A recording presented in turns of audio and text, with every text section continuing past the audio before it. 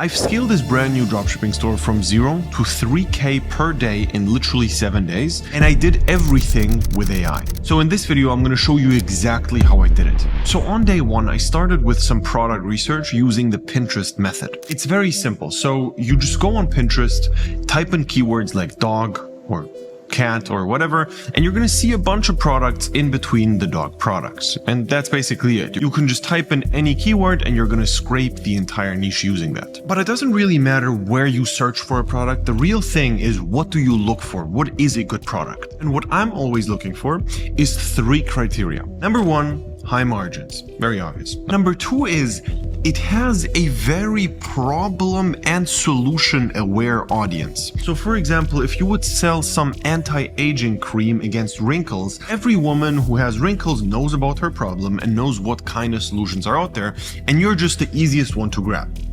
Now, a really bad example of that would be some kitchen gadget, which maybe would help people with some specific problem they don't really even know that they even have. So you first have to make them aware that they have the problem, then you have to sell them on that. And number 3 is that the product is in a super passionate niche. So again, I was scrolling on Pinterest, and then all of a sudden I came across a product where the perceived value of the product was super high, but the cost of the product was extremely cheap. And I was super shocked when I did some research on it that it just costs a few dollars. All right. I thought it's literally a product for $40 or $50. Now I can't reveal the exact one because I'm still running the product. However, I found a super similar product, built a full store around that product, and also made extra custom ads just for this video, so I can show you the best possible example of what I exactly did without revealing the winner, which I'm currently still running. Now the product is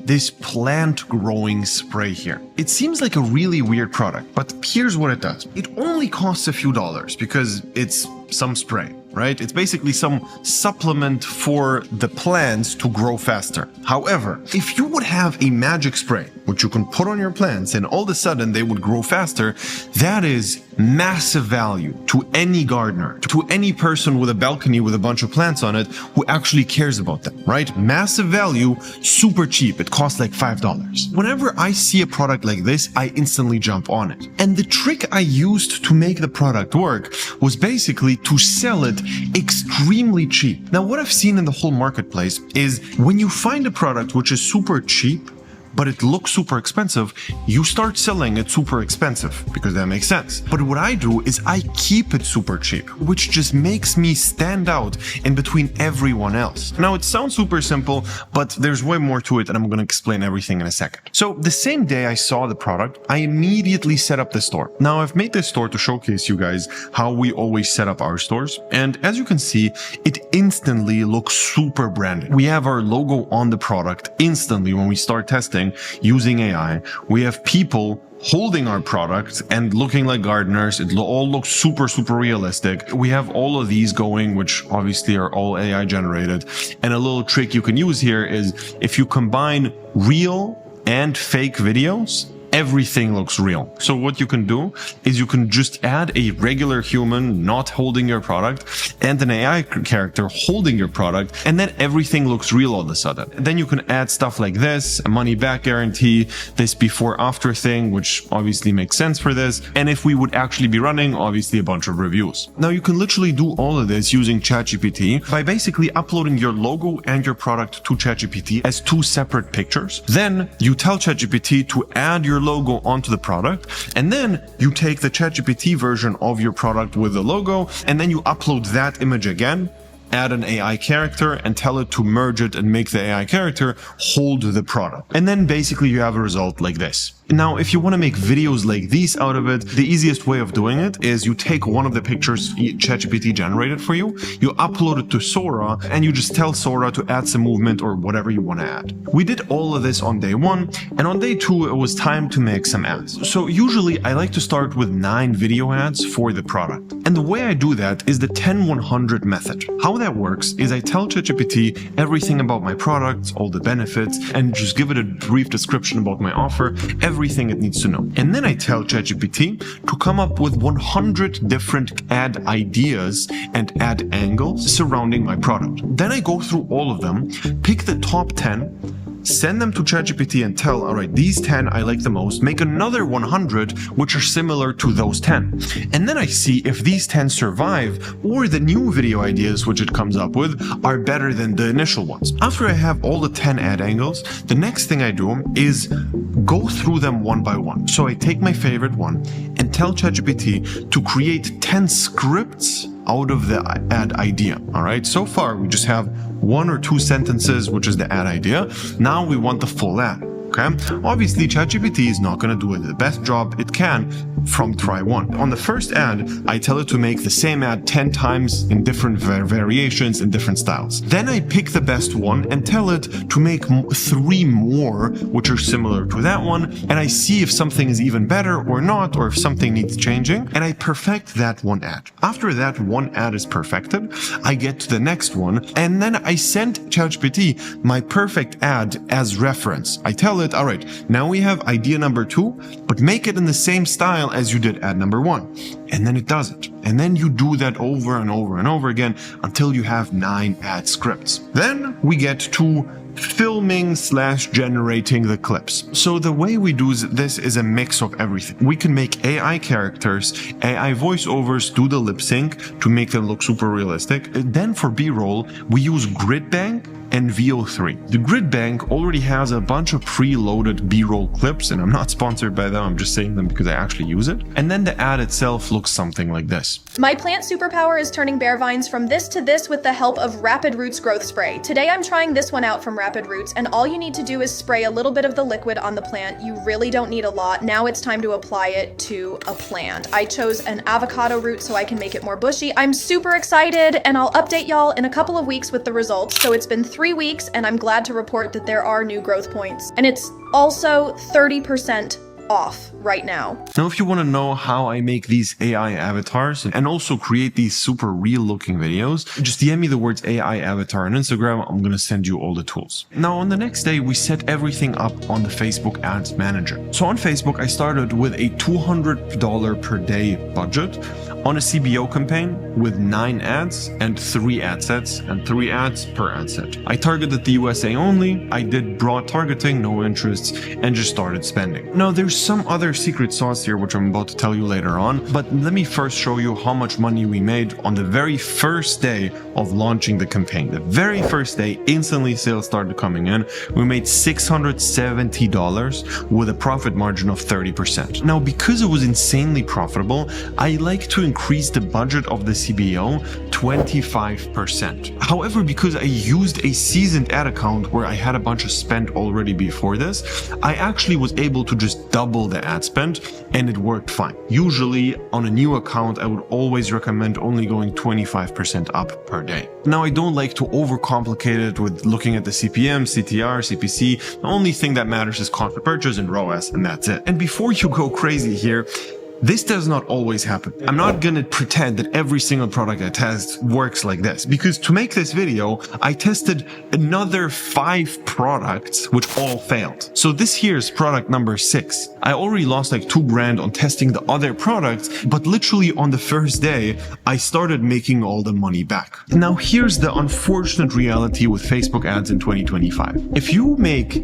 a really good ad, a really good store, and have a really good product, you will probably not make money with it. People will try to tell you that as long as your product and the ads and everything is good, you're going to be profitable. Well, unfortunately, that's not the case. Facebook is pretty tough at this point, so I don't want to sugarcoat anything, and I'm going to be super honest here. It takes a few attempts of doing everything perfect to make money. If you layer in fucking up one of the 3 things, like good store, good product, or good ads, you're not going to make money at all. So at this point, it's really difficult to actually make money. Everything perfect and then volume. Now, basically, from our 9 ads, only 3 of them actually did well and were profitable. So what I like to do is I make 9 new ads which are similar to my winners. So how I do it is I take the 3 winners and I change up the hook, or I change up the body and leave the hook. Basically, I just change one part of it and upload it again, and if I see if it works better, the same, or worse. So that's one thing I did on the next day, and then I also doubled the ad spend pretty much every day from there. So at this point, I already see it's a clear winner. And my very first thought whenever I have a winner is, all right, how can I optimize this? Because I know how much difference it actually makes if I figure out what the perfect offer is, what the perfect post-purchase upsells are, etc. So how I approach split testing things and figuring out what's better and what's worse, I like to do A/B tests. An A/B test allows you to send 20% of your traffic to one product page and 80% to another page. So what happens then is you see what's doing better or worse. Now the app I use here is Intelligems, and I actually stopped doing 50-50 split tests because it's too scary. I have a winning thing. It's already super profitable for the first few days. So I know I don't want to go crazy with changing stuff, and I'm just going to send 20% of my traffic to a new product page where I just change the price, and I'm going to see if it does better or worse, etc. Now if it actually does better after a few days,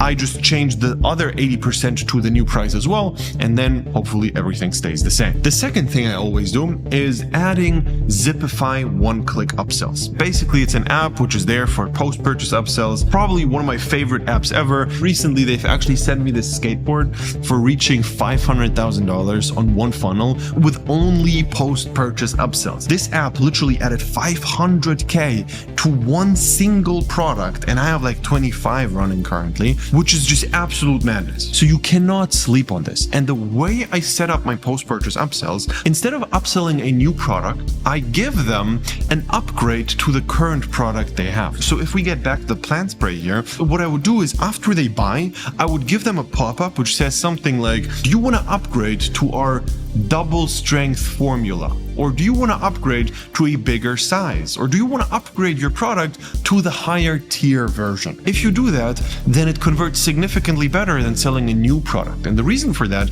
is because people bought your product. They want the product you sold them on. Selling them on a new idea, on a new product is really tough, and it doesn't usually work. So these upgrades work extremely well because the person already has it, and now they want the better thing. That makes sense. One more thing. Remember I told you about the secret sauce in the beginning of the video? Well, here it is. Now, what you could do is you could just call your Facebook page Rapid Roots. Like my store name, like my logo, like everything. Or I could call it Plants with Gina or Gina Michaels. And then people think it's a real person which actually made this brand, which increases the trust so much. If you want to go one level above that, you actually can make a full-on product page which is surrounding an AI avatar which looks super realistic, some granny, and basically she is selling the product and it's her brand, and that's that. Now, in the end of the week, we made $18.7 thousand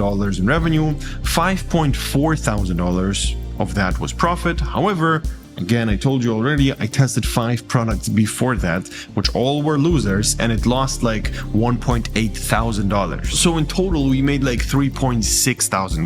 However, since it's a winner, it just kept printing, and over the next few weeks, it just kept being stable and profitable. Now, again, it's not in my interest to be saying this here. But here's the truth. Testing a perfect product on Facebook is not always going to guarantee you results. Good product plus good ads plus good store, unfortunately, is not the formula to success anymore. It's just not what it is. There's also an element of luck. I tested 5 products. The other 4, I liked them a lot as well. However, they failed. Now, I forced luck into it by just adding volume. If you do the right thing enough times, it will make you money for sure. And that's what you have to do. And what's really hard here is understanding if you mess something up or if it's just you did everything well and you just have to move on and not change anything. Because imagine this, you're testing a product and you did everything right, but it doesn't work. The first logical conclusion you would be having is, all right, let me change shit up. The next product I'm going to test is going to be a different type of product. The next product I'm going to test is going to have different ads or different store types. Whatever you're going to change, you're going to do some change because you thought it failed, so I need to change something. Even though you did the right thing,